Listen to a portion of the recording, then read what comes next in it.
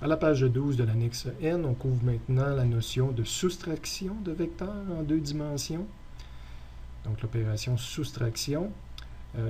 Sachant que vecteur A est comme ça, que B vecteur comme ça, on a vu que A plus B, mais on traçait de A vers le B, méthode du triangle.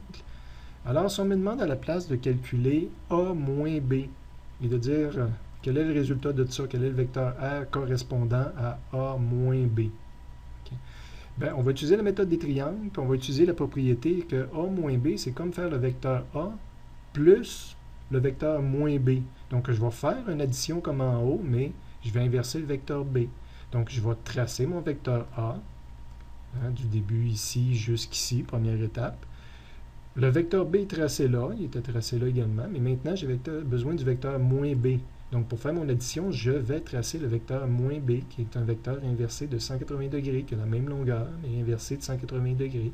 Et je fais mon addition. L'addition d'un vecteur plus un autre, c'est de partir du premier vecteur et s'en aller à l'extrémité de la deuxième flèche. Donc, je fais la même opération, mais ça va me donner le résultat A moins B.